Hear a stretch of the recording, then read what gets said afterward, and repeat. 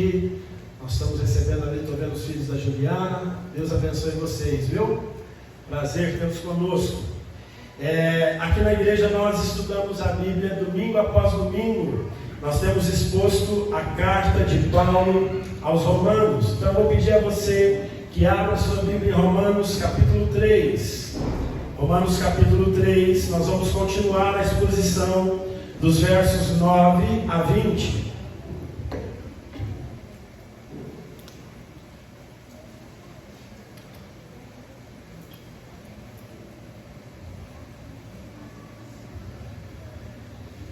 Romanos capítulo 3, versículos 9 a 20. Eu vou continuar de onde parei no domingo passado. Vamos ler todos juntos esses versículos, que se conclui: temos nós qualquer vantagem? Não, de forma nenhuma, pois já temos demonstrado que todos, tanto judeus como gregos, estão debaixo do pecado.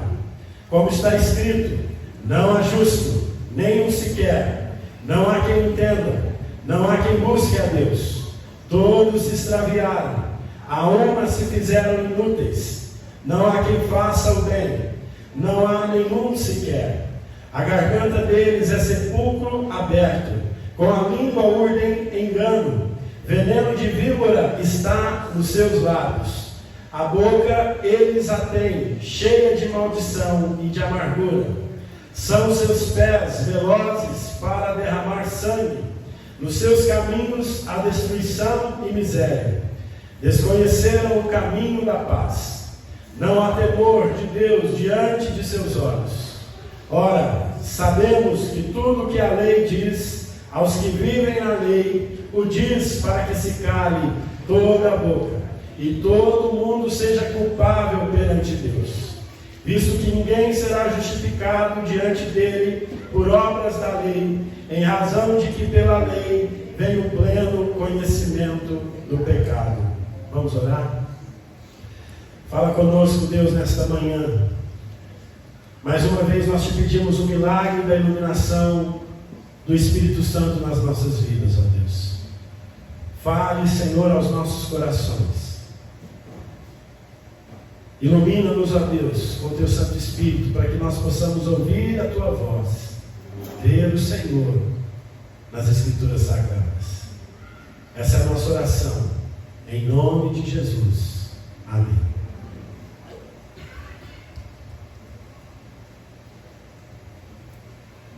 Eu começo meu sermão nesta manhã falando sobre a depravação total refletida em todos nós.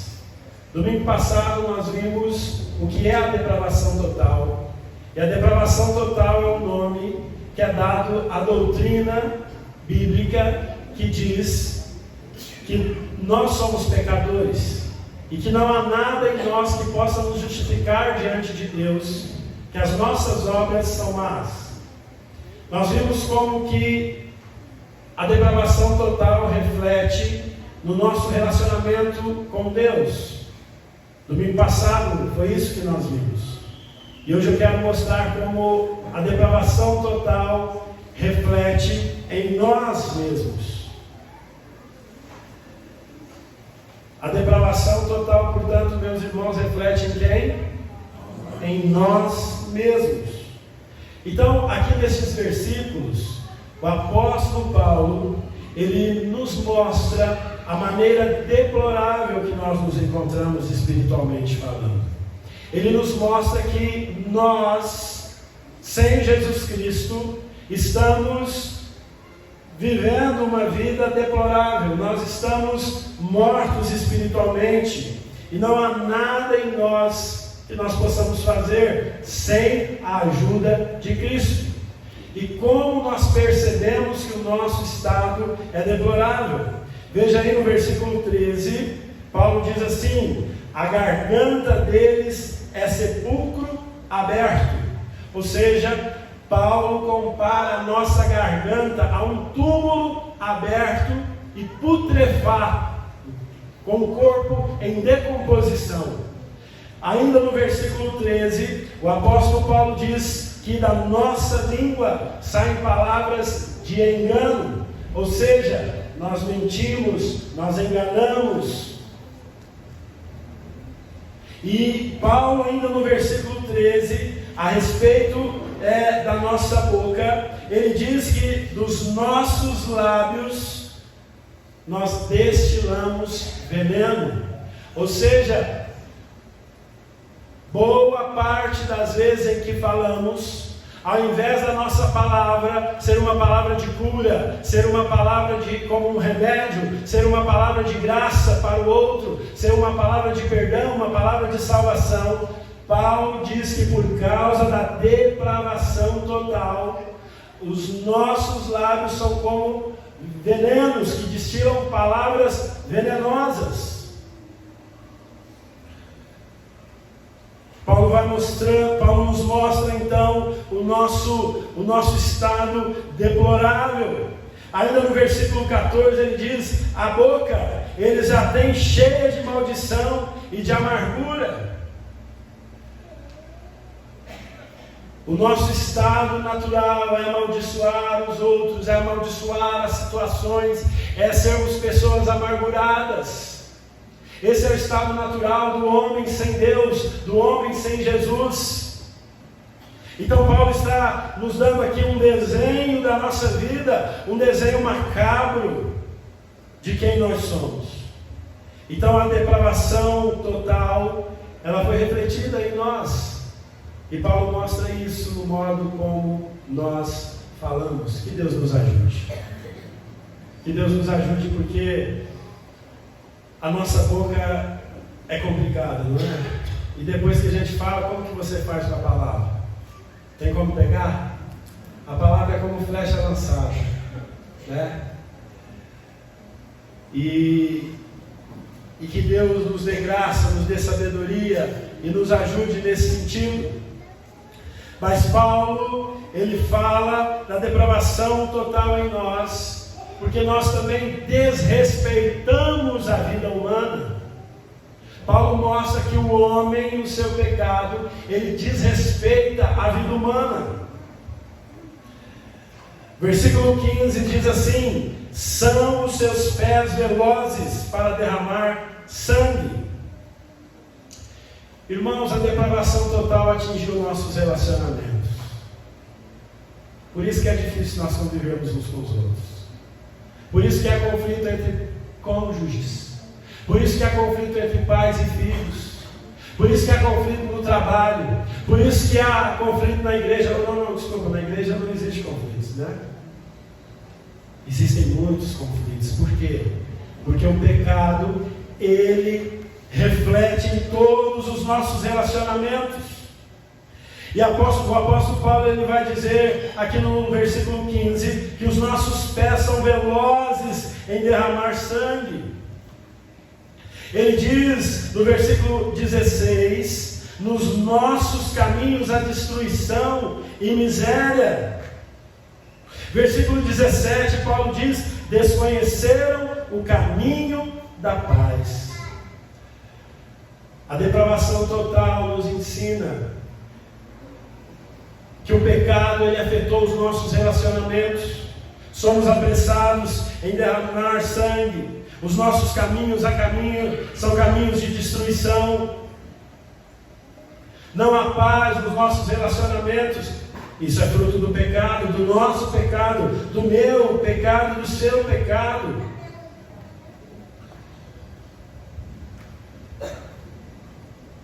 O homem mata aquele que ele deveria proteger. E é interessante que o pecado faz, porque parece-me que nós somos a única criatura de Deus que mata o seu próximo. É claro, há aí na natureza predas e predadores, mas se eu não estiver enganado, o homem é o único que mata o seu próprio semelhante. Isso é o resultado do pecado nas nossas vidas. Paulo continua descrevendo o nosso tenebroso quadro. E mais, não fiquem desesperadas. Ou melhor, fiquem, porque o nosso quadro é tenebroso. Talvez você veio nessa manhã esperando uma mensagem. Hoje o pastor vai pregar uma mensagem sobre uma mãe da Bíblia. Não, senhores. Nós vamos continuar em Romanos. E o Senhor está te lembrando que você é uma mamãe depravada, que precisa de Jesus na sua vida. O Senhor está te lembrando que você não sabe criar os seus filhos sem a ação do Espírito Santo. Você não sabe dar conselhos para os seus filhos sem a Bíblia, porque você é uma mamãe o quê? Depravada. Aqui de acordo com a depravação total. Tá bom? Você não fica bravo comigo não. Quem inventou isso foram os reformadores. Mas essa é a verdade sobre todos nós, mães, pais, filhos, aqui presentes. E Paulo está descrevendo que nós falamos besteiras, que nós fazemos mal a quem nós devemos amar. Queridos irmãos, o apóstolo Paulo, ele nos mostra aqui a falta de respeito pela vida humana. Por que há violência?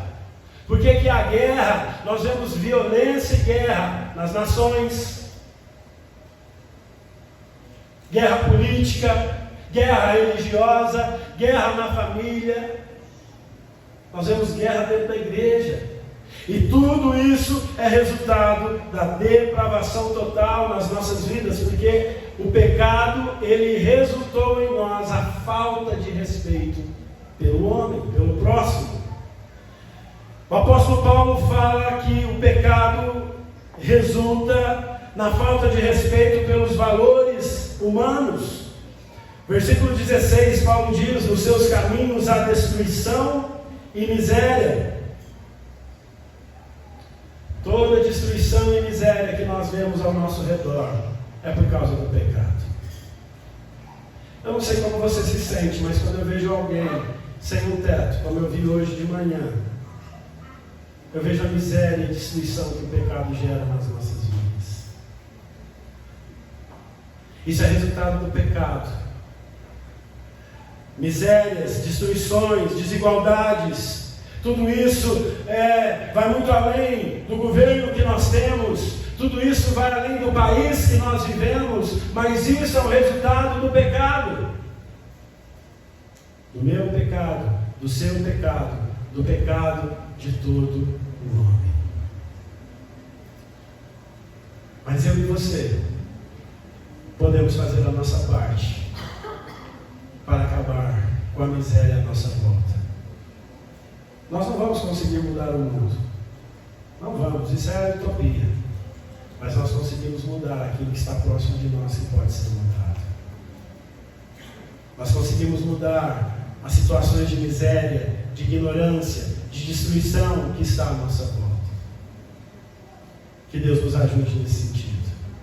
A depravação total causa destruição e miséria, mas Jesus Cristo produz em nós a reconstrução, a restauração, o renovo, a mudança. Aqui nesta plateia está cheio de pessoas que um dia estiveram na sarjeta da sociedade. Aqui nessa plateia está cheio de pessoas que um dia andando pela rua alguém disse: aquele ali não vai dar em nada. Mas Jesus deu vida, deu jeito na sua história. E nós acreditamos que Deus pode mudar toda a miséria existencial, financeira, física e espiritual do homem. Nós acreditamos que Cristo pode reconstruir tudo aquilo que foi destruído. Cristo pode reconstruir famílias destruídas, vidas destruídas, igrejas destruídas, sociedades destruídas. O pecado destrói e gera miséria, mas Cristo dá generosamente prosperidade e restauração. O apóstolo Paulo continua e fala que o pecado, ele produziu falta de respeito nos relacionamentos. Versículo 17: desconheceram o caminho da paz. O pecado faz com que a gente semeie inimizades, o ódio. O pecado faz com que a gente erga muros de separação entre nós, ricos e pobres, brancos e pretos, reformados e pentecostais. mineiros e baianos. Hoje a baianinha não veio, a nossa baianinha. E olha por ela está dodói. A irmã Jô. O pecado, ele faz com que nós, ao invés de darmos afeto e carinho às pessoas que nós amamos, nós as ferimos. Isso é resultado do pecado. Geralmente quem nós mais amamos são os que nos mais ferem. E geralmente nós ferimos aqueles que nós mais amamos, porque nós somos pecadores. Isso é o resultado do pecado. Mas Cristo é a solução para isso também nas nossas vidas. Cristo é aquele que nos ensina a amar. Cristo é aquele que nos ensina a valorizar os nossos relacionamentos. Os casais aqui que estão com o seu cônjuge, olha para o lado aí do seu cônjuge. Não vale nada, né? Continue olhando para ele, eu sei que é difícil. Faça um esforço. Que Deus te abençoe no seu casamento. Eu tenho aprendido, viu, Bruno? Casamento é uma decisão, não é achar a pessoa certa, é decidir fazer dar certo. Decida com Cristo fazer o seu relacionamento dar certo. Você não vai conseguir sem Jesus. Porque a pessoa que está do seu lado, meu irmão, é depravada. É depravada. Mas Jesus, Ele pode nos ajudar. E Ele nos ajuda. Chame Jesus no seu relacionamento. Não desista do seu relacionamento com o seu família, com o seu cônjuge. Que Deus o ajude a amá-lo. E o seu cônjuge que não está aqui, eu sei que você pensou nele com todo amor. Corações subiram na sua mente. E você falou, vou fazer dar certo. Amém? Paulo mostra também a depravação total refletida no julgamento de Deus. Paulo nos mostra como a depravação total do homem vai ser refletida no dia do juízo final. Vamos ler aí os versículos 18 a 19. Não há temor de Deus diante de seus olhos. Ora, sabemos que tudo que a lei diz, aos que vivem na lei o diz, para que se cale toda a boca e todo mundo seja culpável perante Deus, visto que ninguém será justificado diante dele por obras da lei, em razão de que pela lei vem o pleno conhecimento do pecado. Aqui Paulo chega na sua conclusão da sua tese.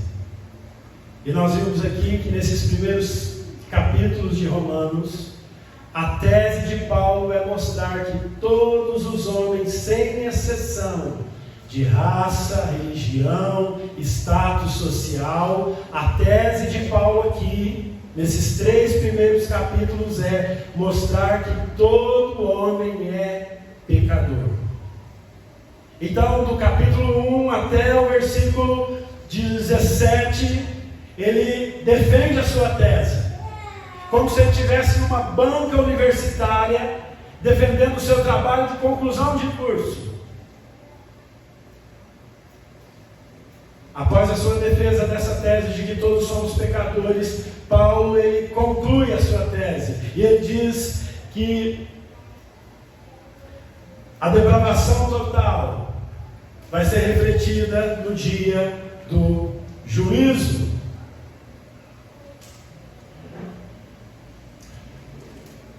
Quando nós estivermos diante de Deus, no dia do juízo, todos nós nos encontraremos culpados e calados.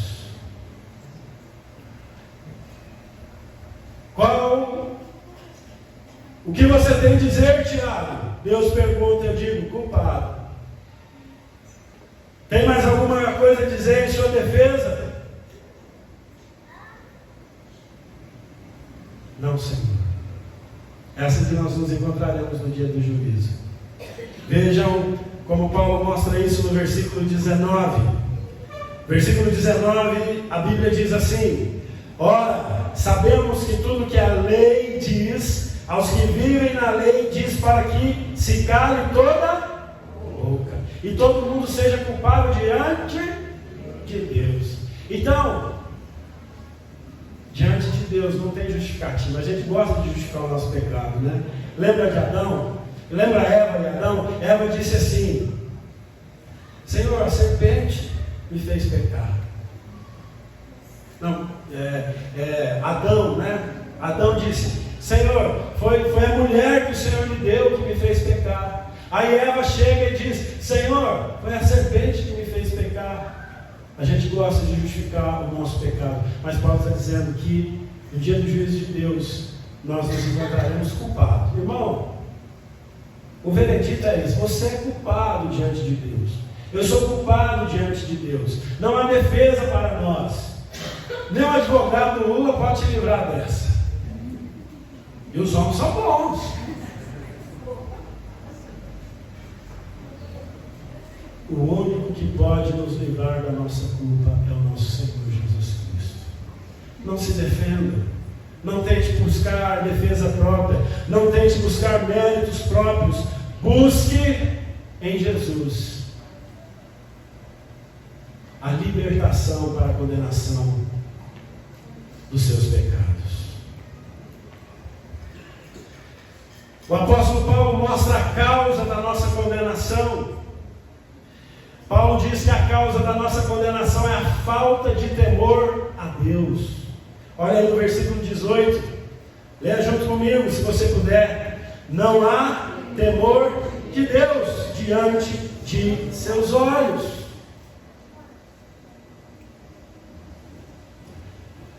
Qual é a causa da nossa condenação? Não há temor a Deus. Quando não há temor a Deus, nós somos iludidos pelo pecado. Quando nós não tememos a Deus, nós acreditamos que o pecado é bom para as nossas vidas. Quando não há temor a Deus, nós achamos que o pecado vai pagar o que Ele promete. Ele promete alegria, mas paga com tristeza. Ele promete vida, mas paga com morte. Mas quando não há temor a Deus, nós nos iludimos com o pecado. Quando não há temor a Deus, nós não nos arrependemos. Irmãos, o problema não é pecar e se arrepender. O problema é quando nós pecamos e não nos arrependemos mais. Porque quando pecamos e nos arrependemos, isso é sinal de temor ao Senhor. Mas quando nós pecamos e não nos arrependemos mais, é porque nos falta temor ao Senhor. E a falta de temor a Deus é o que nos condena. A falta de arrependimento é que nos condena. Nós lemos aqui a parábola do publicano e fariseu, e nós vemos ali um fariseu orgulhoso de si mesmo, um fariseu que orava de si para si mesmo, e ele não se arrependeu dos seus pecados. Ele não foi justificado e não foi perdoado, pois não havia temor a Deus.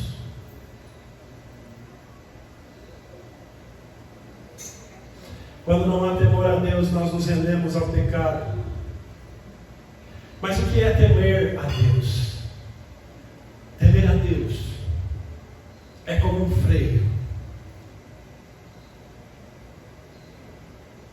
Tem os freios que os cavalos usam, né?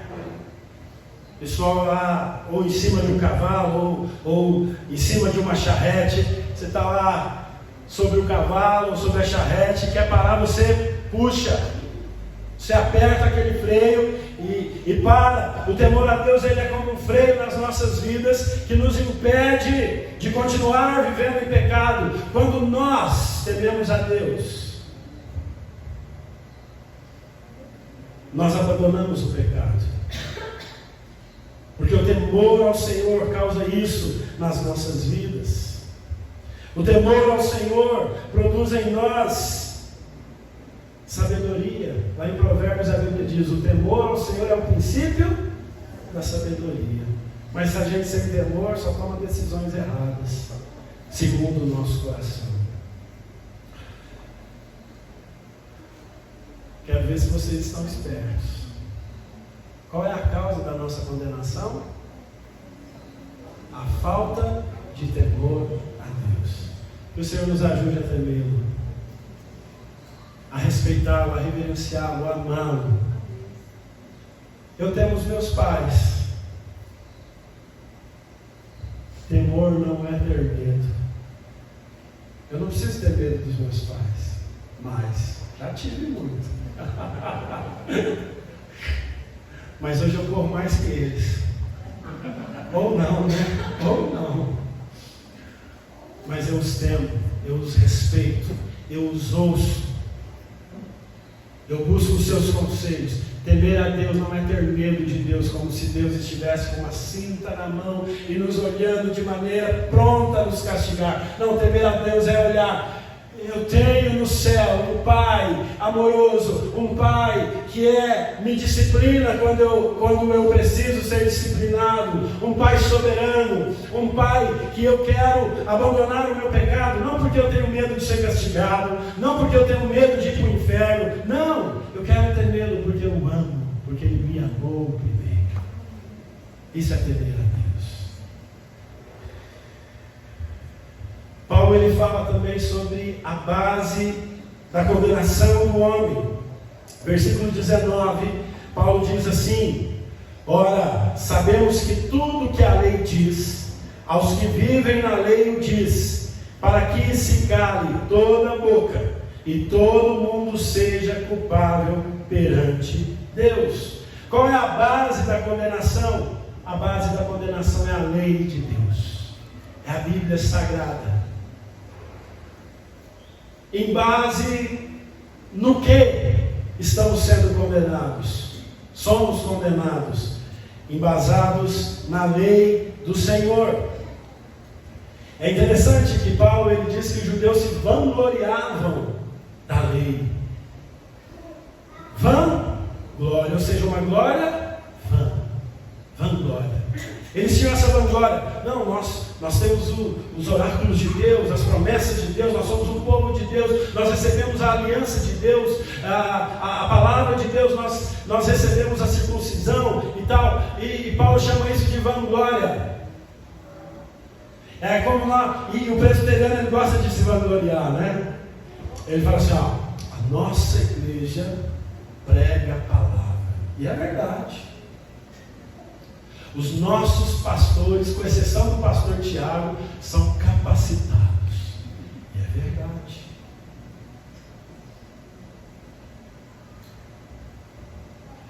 Mas isso se torna uma vanglória quando a gente acha que em outros lugares isso não acontece. Na igreja aqui da esquina, a palavra também está sendo pregada com fidelidade. Na igreja aqui de frente, os pastores também são preparados com esmero. Tem um ou outro aí, e uma outra igreja aqui, mas nós não podemos olhar para o nosso próprio umbigo com vanglória. Mas os judeus eles se orgulhavam de ter a palavra de Deus. Só que Paulo vai dizer que a palavra de Deus que eles se vangloriavam era o que condenava eles. Eles eram condenados pela palavra que eles não conseguiam praticar.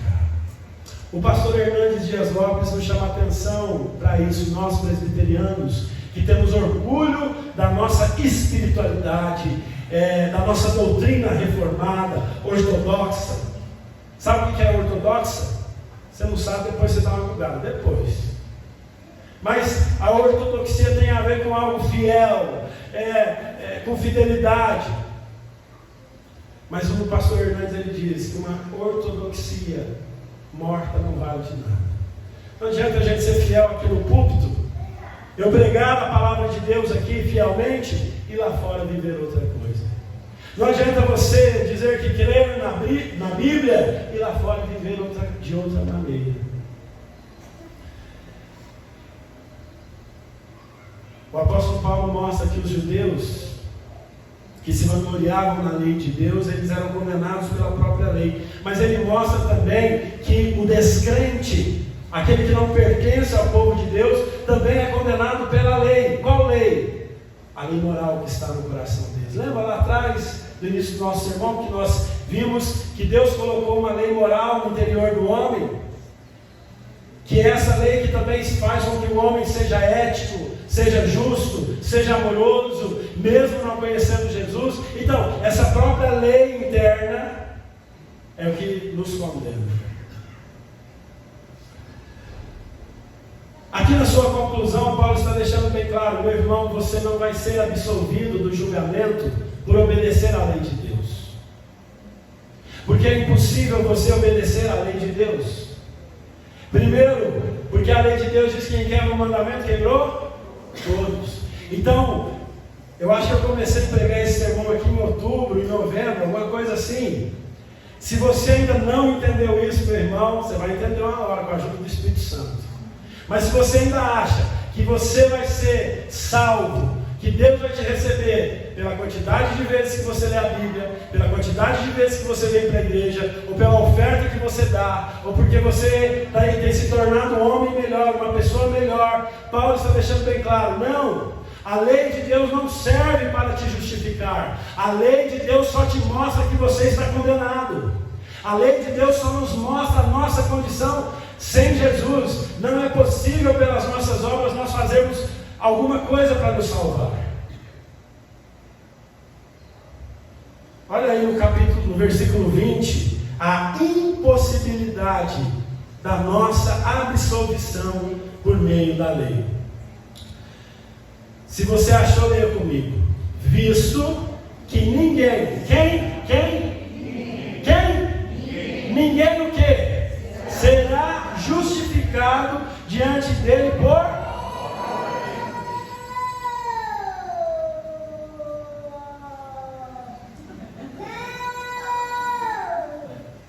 Quantas pessoas serão justificadas por Deus por meio da obra da lei? Nenhuma. Zero.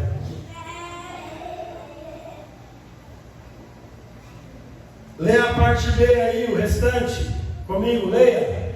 Em razão de que pela lei vem pleno conhecimento do pecado. Sabe por que você não vai conhecer?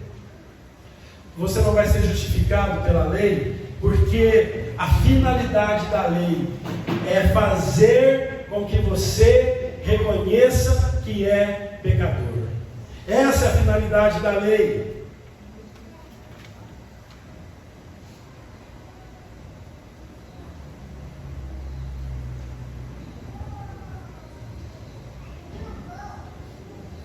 Não é a lei que nos torna pecadores, mas ela mostra que somos pecadores. A lei faz um diagnóstico, mas ela não é o remédio. Está entendendo? Qual que é o diagnóstico da lei de Deus? Que nós somos pecadores. Mas qual que é o remédio para o nosso pecado? É Jesus. Eu fiquei feliz agora com vocês. Vocês estão entendendo? Porque tem uns que falam, é vir na igreja. Não. É ler a Bíblia. Não, é Jesus. O remédio é Jesus. O remédio não é a lei. O remédio é Jesus. A lei é como um espelho. Ela aponta a nossa sujeira. Mas o espelho remove a nossa sujeira? A lei aponta para a nossa sujeira. Mas ela pode remover a sujeira em nós? Quem pode fazer isso? É Jesus. A lei é como um raio-x que revela um tumor. Mas raio-x elimina tumores? Apenas os revela. Mas quem pode eliminar o tumor do pecado em nós? É Jesus. A lei é como um termômetro que mostra quando alguém está com febre, mas não pode curar da febre. O termômetro não cura. Quem cura é o paracetamol, não é? É o qual que é o outro que está... Dipirona. Está vendendo bastante agora aí, não? Tilenol. O termômetro não cura, ele mostra. A lei não cura. Ela mostra a nossa febre. Ela mostra o nosso pecado. Quem cura é o Senhor Jesus. Agora eu vou para a parte mais importante do nosso culto, que é a aplicação. Abra sua Bíblia em Romanos 5, versículo 1. Eu quero que você preste bastante atenção no que eu vou falar agora. Não que você não deveria ter prestado o restante da mensagem, mas agora é o momento em que nós precisamos dizer a nós mesmos o que faremos. O que faremos com a mensagem que nós recebemos? Foi o que o público ali em Jerusalém perguntou quando ouviu o sermão de Pedro. Eles disseram: o que faremos, irmãos? E Pedro respondeu: arrependam-se e sejam batizados. O que nós devemos fazer com a mensagem que nós ouvimos? Para que não seja apenas para que você não saia daqui ouvindo apenas um discurso humano. Eu não quero que seja um discurso humano, mas eu quero que você saia daqui ouvindo a voz de Jesus. Eu quero que você saia daqui sabendo que você é depravado, que você não vai conseguir mudar o seu casamento sozinho, que você não vai conseguir mudar a sua vida sozinho, que você não vai conseguir se libertar sozinho dos seus vícios, daquilo que está te destruindo. A depravação total fala sobre isso, que nós precisamos de Jesus. Mas sabe o que a doutrina da depravação total nos aponta? Para algo maior, ela nos aponta para o céu. A vida não é só aqui na terra. O apóstolo Paulo, ele disse o seguinte em Romanos 8, 28 e 18: porque para mim tenho por certo que os sofrimentos do tempo presente não podem ser comparados com a glória a ser revelada em nós. Então eu quero dizer para você que a doutrina da depravação total, ela está nos apontando mais do que uma vida realizada aqui na terra, conjugalmente, financeiramente, fisicamente. É o céu que nós devemos almejar. E sabe qual é o caminho para o céu? Romanos 5:1, põe lá para nós. Dá uma glória a Deus pelo pessoal da mídia, porque uma rapidez dessa aqui, só usa noite. Vamos ler juntos? Caminho para o céu, justificados, pois, mediante a fé, temos paz com Deus, por meio de nosso Senhor Jesus Cristo. O caminho é Jesus. Ele disse: eu sou o caminho, a verdade e a vida. O caminho não são as suas boas obras. Você deve ler a Bíblia todos os dias? Sim ou não? Sim. Você deve vir à igreja, aos cultos? Sim ou não? Você deve orar? Você deve ofertar na igreja? Muito mais agora que nós estamos cheios de dívida para pagar. Mas é a sua oferta que vai te salvar? É que quantas vezes você lê a Bíblia que vai te salvar? É o pecado que você abandona que te salva? Quem salva? É Jesus. Então fique de pé e declara que não há outro como Jesus.